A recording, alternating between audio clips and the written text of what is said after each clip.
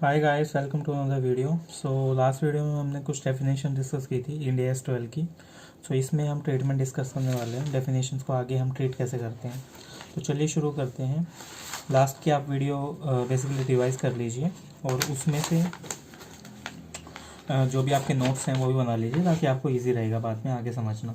और second thing is that कि आप है ना, अगर आपको और भी लेक्चर्स चाहिए CA फाइनेंस से रिलेटेड, FR, SCM, SFM, ये डायरेक्ट और इनडायरेक्ट टैक्सेस के, तो वो हमारे सारे चैनल पे पड़े हुए हैं और जो कि फ्री ऑफ कॉस्ट हैं। आप वहाँ पे जाके उन्हें देख सकते हैं, प्लस अपने दोस्तों को भी बता सकते हैं ताकि वो भी इन लेक्चर्स का फ़ायदा उठा सके। तो चलिए शुरू करते हैं। नेक्स्ट है हमारा topic measurement of the current assets. Measurement of current assets and current liability.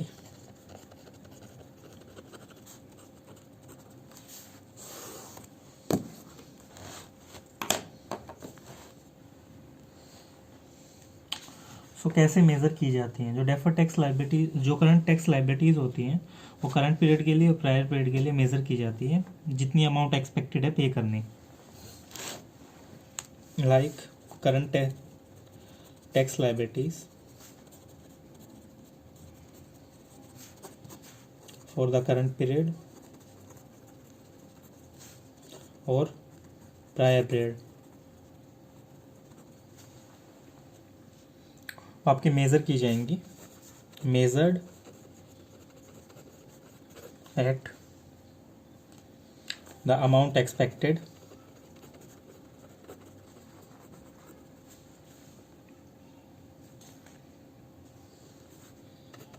To be paid to taxation authorities. Taxation authorities के हिसाब से कितनी हमें पे करनी है, तो वो चीज़ हम देखेंगे। टैक्स रेट देखेंगे किस हिसाब से हम लोग काम कर रहे हैं। अब नेक्स्ट है हमारी एनेक्टेड और सब्सटेंटिव एनेक्टेड। बेसिकली ये मेथड्स कैसे काम करते हैं, ये भी हमारा इम्पोर्टेंट है काफ़ी, तो इसको देखते हैं। एनेक्टेड और सब्सटेंटिव एनेक्टेड होता क्या है, ये कैसे काम करता है। जो टैक्स रेट होते हैं कंप्यूट करते हुए करंट टैक्सेस को, वो बेस्ड होते हैं टैक्सेशन लॉज के ऊपर। लाइक अगर आप टैक्स रेट इनकम टैक्स ही कर रहे हो तो इनकम टैक्स का जो करंट टैक्स रेट होगी वो हमारी बेस्ड होगी इनकम टैक्स लॉ के ऊपर। जो प्रपोज लेजिस्लेशन होते हैं तो एनेक्टेड किए जाते हैं, सारी फॉर्मेलिटीज़ हैं लेजिस्लेशन से रिलेटेड कंप्लीट कर ली जाती है और उसी के हिसाब से जो आपके लॉज और रेगुलेशंस होते हैं, टैक्स बनते हैं, उसी के हिसाब से आपके बनाए जाते हैं और वो नोटिफाई किया जाता है डेट के अकॉर्डिंग, बेसिकली जो आपका मेंशन किया गया है। Implicit in the word substantive enacted. Basically substantive enacted क्या होता है? एनेक्टेड तो वो हो गया लॉज एंड रेगुलेशंस के हिसाब से जो हमारी चीज़ें बनती हैं और वो लॉज एंड रेगुलेशन वहाँ डिफाइन किए जाते हैं। सब्सटेंटिव एनेक्टेड क्या हो गया? जो emphasis basically relevant situation is not fully completed. Basically आपकी जो लीगल सॉल्यूशंस है, लाइक आपकी सिचुएशंस आ गई where the legislation is not completed, so वो हो गया हमारा elected। सो इस केस में जो लेजिस्लेशन है, जो लॉज हमारे पूरी तरह कंप्लीट नहीं हुए हैं, तो एग्जांपल क्या हो सकते हैं इसके? एग्जांपल इसका ले सकते हैं हम, इंडिया में फाइनेंस बिल आपका प्रेजेंट कर दिया गया लोकसभा में, लेकिन उसका अप्रूवल अभी रहता है।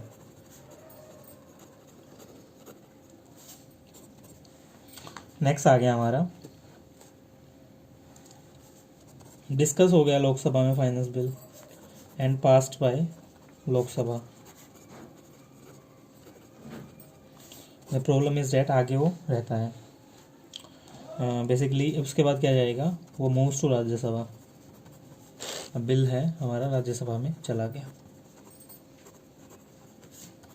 अब नेक्स्ट है, उसके बाद प्रेसिडेंट को गया, देन प्रेजेंट टू प्रेसिडेंट, उसके बाद नोटिफाई किया गया गैजेट्स ऑफ द इंडिया में।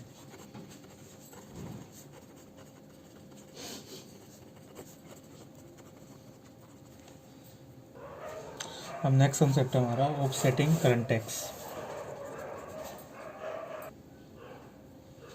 सो इसमें बेसिकली हम ये देखते हैं, अगर एंटरप्राइज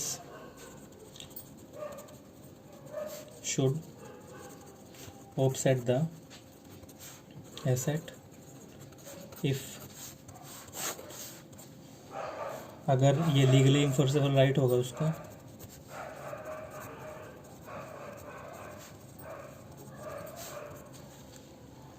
या basically intended to sell the assets, intended to settle the asset, वो सेटल करना चाहती है एसेट्स को, और लाइबिलिटी बेसिकली रिकॉर्ड करेंगे नेट बेसिस पे।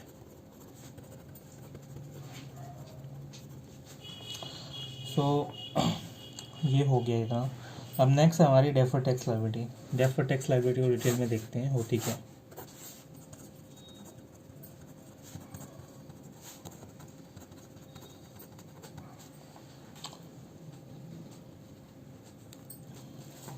तो बेसिकली सबसे पहले तो क्या है, टेम्परेरी डिफरेंसेस के लिए अराइज होती हैं, arises for the temporary differences.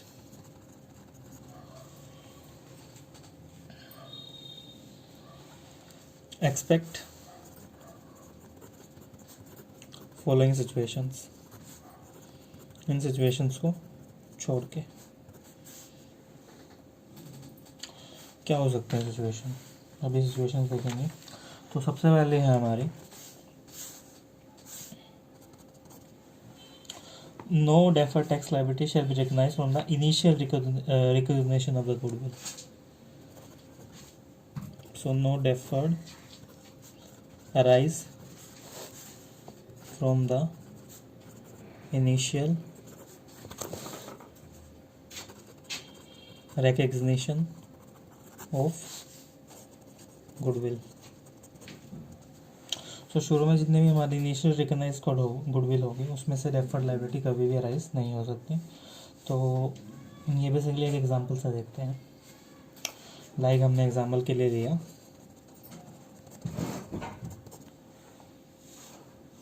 an entity acquire a subsidiary and pay the 1 lakh rupees.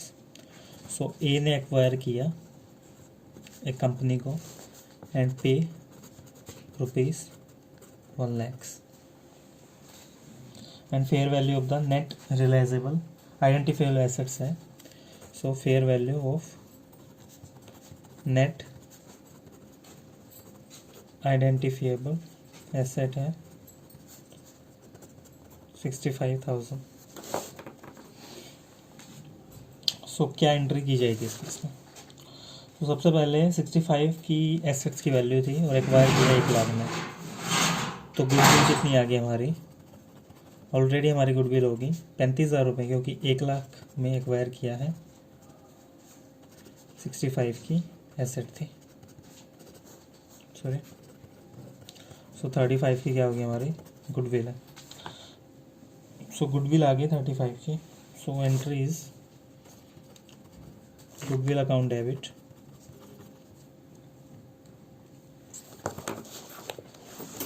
goodwill account debit, asset account debit 35 65 2 कितने में एक्वायर किया है consideration, this is same as purchase consideration 1 lakh. तो ये एक मेथड हो गया, इसके थ्रू हम एंट्री कर रहे हैं एक्विजिशन की। तो हमने एक्वायर कर लिया, तो ये चीज़ हमने इनकम टैक्स से अंडर करते हैं। तो डेफर्ड टैक्स में बेसिकली जितना भी आपका होगा तो 35,000 इंक्लूड नहीं किया जाएगा, क्योंकि इनिशियल रिकॉग्निशन हो रहा है गुडविल का, तो इसके थ्रू ये नहीं आएगी। सो नेक्स्ट पॉइंट हमारा no deferred tax liability. No deferred tax liability shall be recognized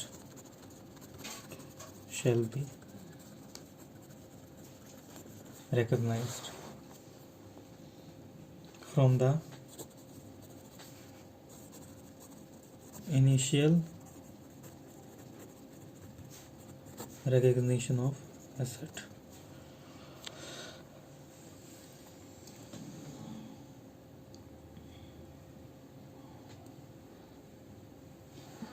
And no business combination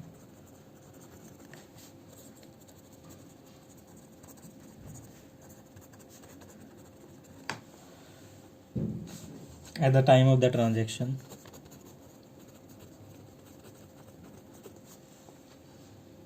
It affect neither accounting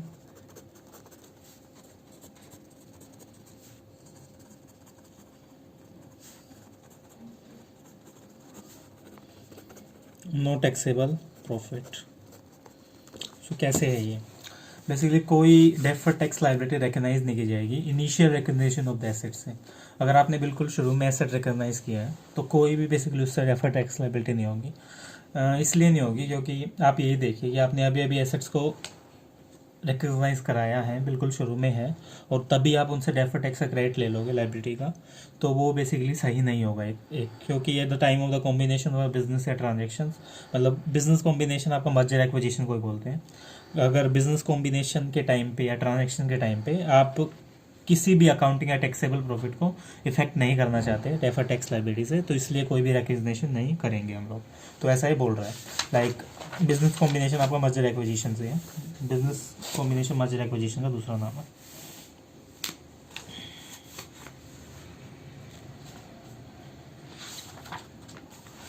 तो ये एक चीज़ होगी। अब इसमें नेक्स्ट पॉइंट्स देखते हैं हम लोग।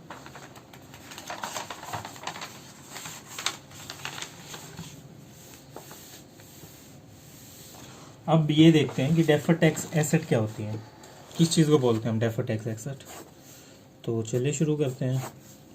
सो deferred tax assets, deferred tax assets क्या होती हैं?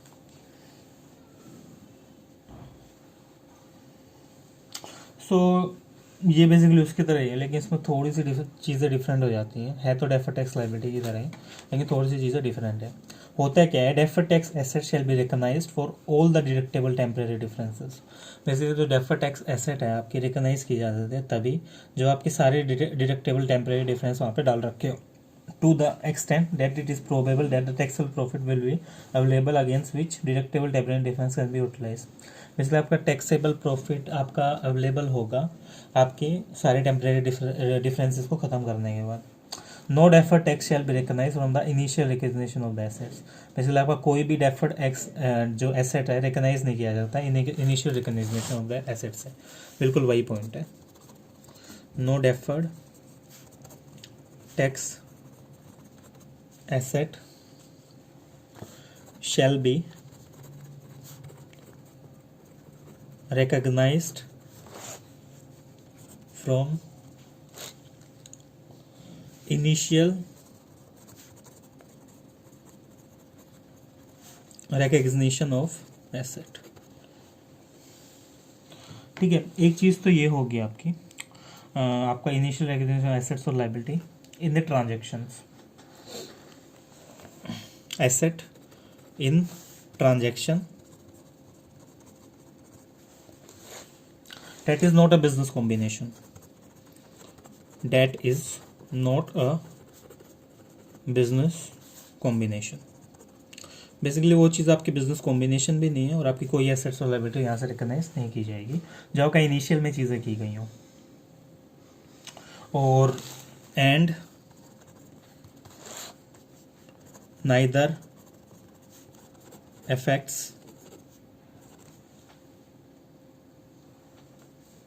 accounting and taxable profit। Basically आपका जो अकाउंटिंग और टैक्सेबल प्रॉफिट है उस पर भी कोई इफेक्ट नहीं पड़ेगा इस चीज़ से।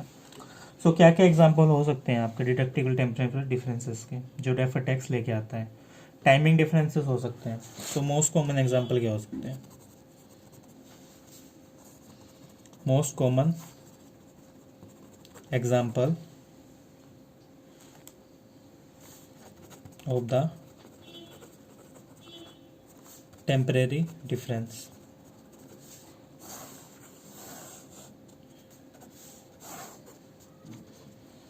सबसे पहले आप समझ सकते हैं आपके टाइमिंग डिफरेंसेस। Timing differences. फिर आ सकते हैं हमारे बिजनेस कॉम्बिनेशन, बिजनेस कॉम्बिनेशन। फिर आ सकता है asset carried at fair value, asset carried at fair value. तो ये 2-3 चीज़ें आ गई हमारी, कैसे कैसे ये चीज़ें डिफाइन करती हैं। सो अगर एक कंपनी अप्लाई करेगी, लाइक टाइमिंग डिफरेंसेस में क्या देखते हैं, क्या होते हैं टाइमिंग डिफरेंसेस आपके अराइज कब होते हैं, जब recognition of the certain items in the financial statement occur in the different time. Basically जो लाइक इसको आप ये देख सकते हो, जो एक्रूड एक्सपेंसेस आपके टैक्स डिडक्टेबल होते हैं जब वो पेड होते हैं, तो किस वजह से आते हैं, like recognized of the expense at different time. तो इसको बोल सकते हैं हम टाइमिंग डिफरेंसेस हो गए। बिजनेस कॉम्बिनेशंस क्या होते हैं, आइडेंटिफाई करते हैं एसेट्स और लाइबिलिटीज़ को जो डाउनवर्ड हो गई हैं फेयर वैल्यू पे या एक्विजिशन डेट पे, पर कोई एडजस्टमेंट नहीं की है टैक्स पर्पज के लिए। डिडक्टेबल टेम्परेरी डिफरेंसेस आते हैं, like due to revaluation of asset. तो ये ऐसे आ सकते हैं। अब नेक्स्ट वाला asset carried at the fair value. Company apply करती है पॉलिसी ऑफ द रिवैल्यूएशन को, और जो लाइक आपके revaluation model plant machinery etcetera होते हैं इंडियस में, जो कुछ एसेट डाउनवर्ड हो जाते हैं फेयर वैल्यू से, तो डिडक्टेबल टाइमिंग डिफरेंस आते हैं। लाइक आप ये मान लो assets value decrease the fair value, तो आपके क्या आएंगे, डिडक्टेबल डिफरेंस। तो ऐसे चीज़ें काम करती हैं। नेक्स्ट हम देखते हैं क्या होता है। तो एक ये चीज़ होगी। अब इसमें बेसिकली एग्जांपल्स देखेंगे कैसे काम करता है चीज़ें। लाइक आप ये देख लीजिए, एग्जांपल देखते हैं इसका। एग्जांपल कैसे आ सकते हैं,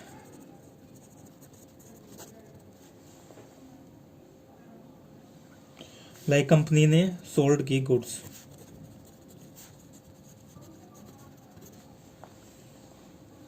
₹60 टू कंपनी वाई।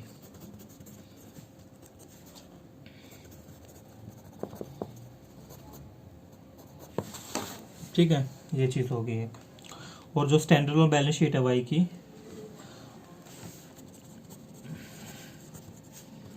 ₹100 पे शो हो रही है। ठीक है, और कंसोलिडेटेड बैलेंस शीट है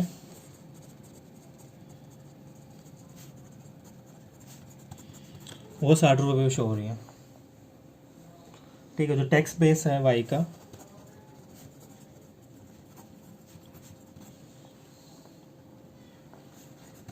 ₹100 है, और वाई के टैक्स रेट है वो 30% है, और जो एक्स की टैक्स रेट है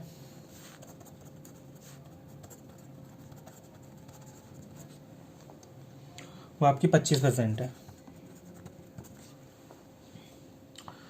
टेम्परेरी डिफरेंसेस कितने आ रहे हैं, 100 माइनस 60 40। आपके टेम्परेरी डिफरेंस कितने हैं, 100 माइनस 60 40। और जो डी टी क्या होगा इस केस में,